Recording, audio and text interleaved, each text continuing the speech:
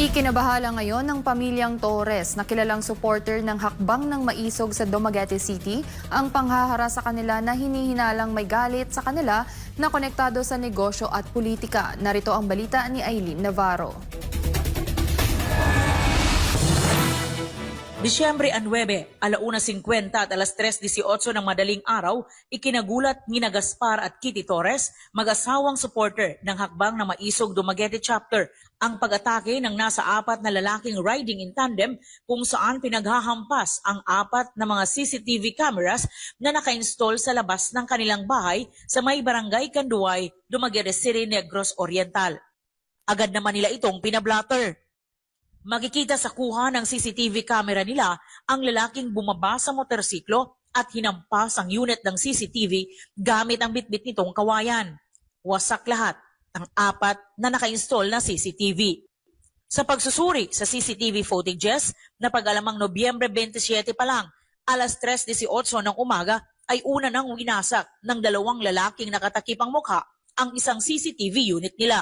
At nitong Disyembre 9, 4 nga na lalaking gamit ang 2 motorsiklo ang sumira sa iba pang CCTV na naka-install sa bakod.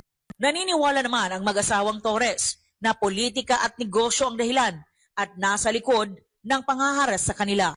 Matatanda ang una nang nag-file ng kaso sa ombudsman ang mag-asawang Torres laban kay Provincial Governor Manuel Chaco L. Sagarbarria matapos makaranas ng matinding panggigipit na konektado sa pagproseso nila ng provincial permit at ng mga environmental compliance certificate sa mga quarries sa Negros Oriental. Kasi last December 2, ngayon lang, nag-file ako ng complaint sa ombudsman. Kasi sobra na. Yung mga client namin, minsan nga may client kami na binawi nila yung bayad nila sa amin kahit may contract naman kami, pero ayoko ng gulo, so sinauli ko yung bayad nila. Kasi yung delaying tactics. Kilala ring suporta ng hakbang ng maisog ang mag-asawang Torres. Katunayan, sa kanilang Beyas Resto Bar, ginanap ang pagtitipon ng halos 1,000 mga maisog leader sa Negros Oriental upang suportahan ang napili nilang mga kandidato. Bilang dating personal assistant ni dating Negros Oriental Governor Roel Digamo, naging resource person si Kitty Torres sa Senate hearing tungkol sa murder case ng dating gobernador. At nagtestify ito na walang kinalaman ang dating Congressman Arnie Teves sa pagpatay dito, maliban sa pagwasak ng kanilang CCTV cameras. Una nang na-strapping ang bahay ng mag-asawang Torres sa kasagsagan ng Senate inquiry ng Digamo case. Katunayan, mismo ang dating Pangulong Rodrigo Duterte noon ang tumulong sa kanya na marinig ang sentimiento niya sa Senate hearing.